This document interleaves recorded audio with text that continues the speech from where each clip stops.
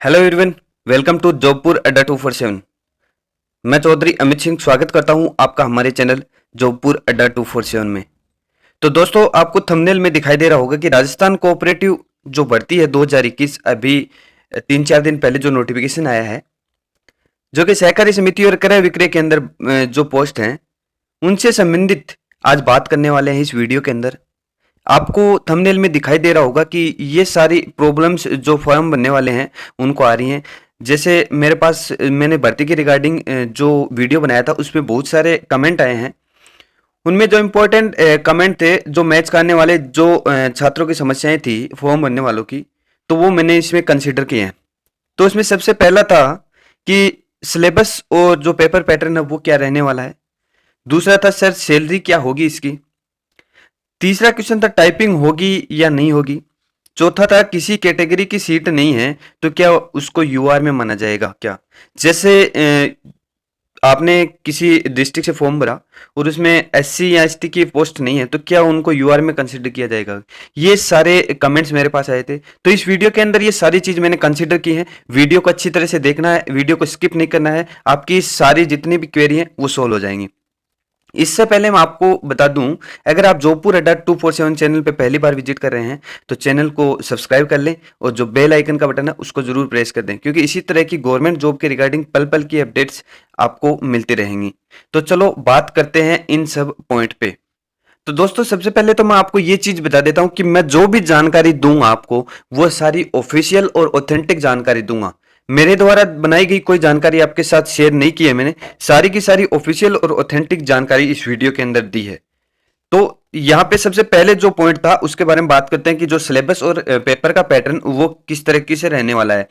तो ये मैंने ये ऑफिशियल जो नोटिफिकेशन आया था उसकी कटिंग यहाँ पे ली है। यहाँ पे देख सकते हो 3rd नंबर पॉइंट है, syllabus and minimum education qualification for each post shall be shown below. तो क्वालिफिकेशन के बारे में मैंने बता दिया था पहले भी और अभी बता देता हूँ, सिर्फ ग्रेजुएशन मांगी गई है, चाहे किसी भी स्ट्रीम से हो आप। जो पेपर पैटर्न है और सिलेबस है उसके बारे में बात कर लेते हैं। तो पेपर पैटर्न के अंदर क्या होगा, इसके अंदर आपके 100 मार्क्स के 100 क्वेश्चन होंगे। जैसे 40 क्वेश्चन यहाँ होंगे, 40 क्वेश्चन यहाँ होंगे और 20 क्वेश्चन यहाँ होंगे।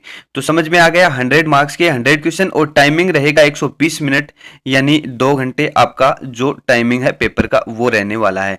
तो पेपर पैटर्न के बारे में पता चल गया। अब बात कर लेते हैं सिलेबस की। देखो, सिलेबस ऑफिशियल नोटिफिकेशन में सिर्फ इतना ही आया है इसके अंदर और इससे आपको पता चल जाएगा। सबसे पहले बात की है जो न्यूमेरिकल एबिलिटी जिसको बोला जाता है मैथ्स। मैथ्स के यहाँ पे 40 क्वेश्चन आएंगे। तो इसके अंदर सिलेबस में आपको क्या बताएं, जो आपकी 10th लेवल तक की मैथ है वो आएगी इसके अंदर। तो आपको सिलेबस का क्या करना है, इसमें सारी मैथ आ जाएगी जो आपकी 10th लेवल तक की आती है। तो वो सेकंड, यहाँ पे बात करते हैं जनरल नॉलेज। तो जनरल नॉलेज है वो राजस्थान का आएगा, यहाँ पे मेंशन कर दिया है जनरल नॉलेज ऑफ राजस्थान, जिसके अंदर 40 क्वेश्चन आएंगे और 40 मार्क्स के। तो जनरल नॉलेज के अंदर भी इन्होंने राजस्थान का जनरल नॉलेज दे दिया। इसका मतलब इसके अंदर सारी राजस्थान की हिस्ट्री, राजस्थान की पॉलिटी, राजस्थान की जियोग्राफी, राजस्थान का स्टैटिक, राजस्थान की कला, राजस्थान की संस्कृति, ये सारी सब चीज इसके अंदर कंसिडर की जाती हैं जनरल नॉलेज का। जैसे इसमें बताया है कि जनरल नॉलेज ऑफ राजस्थान, तो ये सारे की सारी चीज कंसिडर की जाएंगी। 3rd नंबर इसके अंदर बात की है, जो 20 क्वेश्चन इसके अंदर बताए हैं वो बताए हैं कि आपकी जो राजस्थान कोऑपरेटिव सोसाइटीज एक्ट आया था 2001 का और जो रूल्स आए थे 2003 में उनसे संबंधित है, और जो आपका सोसाइटी का स्ट्रक्चर है, कोऑपरेटिव स्ट्रक्चर है, उसके बारे में। तो ये 20 मार्क्स उससे रिलेटेड है। तो आपको सिलेबस का पता चल गया होगा, मैंने अच्छी तरीके से इसमें बता दिया है आपको कि ये आपका जो पेपर पैटर्न रहने वाला है और ये आपका सिलेबस रहने वाला है। सेकंड, इसके अंदर बात कर लेते हैं कि आपकी सैलरी क्या रहने वाली है। दोस्तों, सैलरी के लिए भी मैंने ऑफिशियल नोटिफिकेशन की कटिंग ली है। जो H नंबर पॉइंट है इसको यहाँ पे आप देखिए, the candidate recommended for the selection to a particular SUBW KVSS shall be given appointment by the institute on a fixed remuneration at Rs 11,950 per month for the initial 2 years. However, contribution to the EPF shall be dedicated as per the rules. No extra allowances and perquisites shall be payable to the selected candidate other than the fixed remuneration.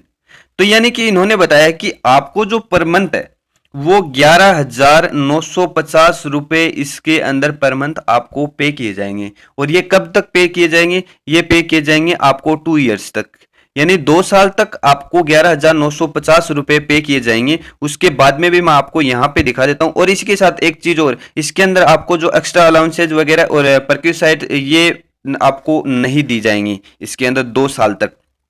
Second, यहाँ पे इन्होंने जो अगला point दिया है ई number का point, इसको देखिए आप कि every newly appointed personal shall be on probation for 2 years. Full pay as per the prevailing pay grade in the employment institute shall be paid only after the satisfactory completion of the probation periods. यानी इन्होंने बताया है कि जो आपका probation period है 2 साल का, वो कंप्लीट होने के बाद में आपको फुल पे दिया जाएगा। तो फुल पे मैं यहाँ इन्होंने मेंशन नहीं कर रखा, लेकिन मेरी एक जो सहकारी समिति में जो कर्मचारी हैं उनसे मेरी बात हुई थी, तो उन्होंने बताया था कि इसकी जो सैलरी है वो आपकी लगभग 35 से 40 के आसपास हो जाएगी जब आपके प्रोबेशन पीरियड खत्म होगा उसके बाद में। तो अप्रोक्स इतनी सैलरी इसके अंदर बन जाएगी। तो ये मैं अपनी तरीके से बता रहा हूँ क्योंकि मैंने उन कर्मचारी से बात की थी तो उन्होंने बताया था।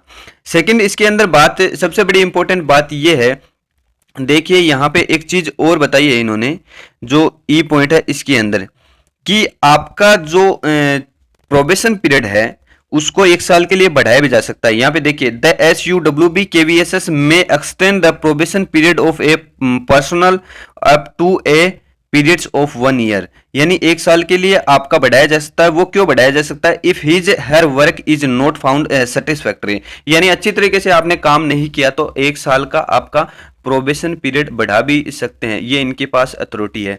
तो ये भी आपको अच्छी तरीके से ध्यान करने वाली चीज है। सेकंड, बात कर ली अपने सैलरी के बारे में। अब बात करते हैं, अपना थर्ड नंबर पॉइंट था कि टाइपिंग होगी क्या। तो इसी पॉइंट के अंदर जो ई वाला पॉइंट है, इसी के अंदर ये चीज मेंशन की गई है कि यानी यहाँ पे देखो, confirm useless the personal passes the computer skill test and in case where selection is made for a typist, she has to pass typing speed test 30 words per minute in English and 25 words per minute in Hindi in the period of 2 years from the date of appointment। तो इससे क्या समझ में आ रहा है कि यानी कि सबसे पहले तो मैं बता देता हूं कि अभी आपके सिलेक्शन के लिए इसके अंदर कोई टाइपिंग नहीं होगी। आपको सिलेक्शन लेने के बाद टाइपिंग की जरूरत होगी, अभी कोई टाइपिंग नहीं है। आपको ज्वाइनिंग दे दी जाएगी विदाउट टाइपिंग। सिर्फ आपका जो एग्जाम होगा उसी के बेसिस पे मेरिट बनेगी और आपको ज्वाइनिंग दे दी जाएगी। लेकिन टाइपिंग है भी इसके अंदर। देखिए, मैंने बताया कि टाइपिंग नहीं है और टाइपिंग है भी। ये चीज मैं क्यों बोल रहा हूं कि देखिए, आपका सिलेक्शन के लिए टाइपिंग नहीं है, लेकिन जब आपका प्रोबेशन पीरियड स्टार्ट हो जाएगा और जिन भी कैंडिडेट ने टाइपिस्ट के लिए फॉर्म अप्लाई किया था, इसमें टाइपिंग के लिए जो सिलेक्ट हुआ है, मतलब टाइपिस्ट के लिए जो सिलेक्ट हुआ है, तो उनको प्रोबेशन पीरियड उनका 2 साल का होगा। उसके अंदर एक टेस्ट पास करना होगा, टाइपिंग स्पीड टेस्ट। यहां पे मेंशन कर रखा है, मैंने अभी आपको पढ़ के पूरा बता दिया। ये वाली स्पीड रहेगी, इसके अंदर 30 वर्ड इंग्लिश में और 25 वर्ड हिंदी में। ये वाला टेस्ट इनको जो आपका अपॉइंटमेंट हुआ है उसके 2 साल के अंदर अंदर इनको पास करना होगा। तो ये टाइपिंग अभी नहीं है फिलहाल, अभी बिंदास रहो आप। आपको सिलेक्शन लेना है भी, टाइपिंग फिर आराम से हो जाएगी, इसकी टेंशन लेने की कोई जरूरत नहीं है। अब अपना लास्ट जो फोर्थ नंबर पॉइंट था वो था कि अगर किसी कैंडिडेट ने फॉर्म अप्लाई किया और वहां पे उसकी सीट नहीं है कैटेगरी की, मतलब जिस को प्रेफरेंस दिया उन्होंने, तो क्या उसको यूआर कैटेगरी के अंदर कंसीडर किया जाएगा? तो इसके बारे में भी ऑफिशियली बात कर लेते हैं। तो देखिए, मैं इसको थोड़ा जूम कर लेता हूं। यहां पे जो पॉइंट दिया हुआ है उसको अच्छी तरह से देखना। यानी selection shall be made on the basis of a candidate's merit preferred in the above manners and consider the preference indicated by him her subjected to the availability of the post of belonging to the category of the candidates in that particular SUWB KVSS। समझ में आया? अब आगे example है, उससे समझा देता हूं मैं आपको। For example, if an SC candidate has expressed his first preference for a particular SUWB KVSS and no SC category post is available in the particular SUWB KVSS, then the next preference expressed by him will be considered candidate should express their preference for all the SUWB KVSS of a particular district. अब देखिए मैं आपको इसको हिंदी में समझाता हूं अच्छी तरीके से। यानी इन्होंने यहां मेंशन कर रखा है कि आपको प्रेफरेंस देनी पड़ेगी, उसके अकॉर्डिंग आपको पोस्ट मिलेगी। जैसे एग्जांपल से मैं समझाता हूं, कोई ST कैटेगरी का कैंडिडेट है और उसने किसी पर्टिकुलर डिस्ट्रिक्ट के जो सहकारी समिति या क्रय विक्रय सहकारी समिति को प्रेफरेंस दी है और उसमें उसकी सीट नहीं है,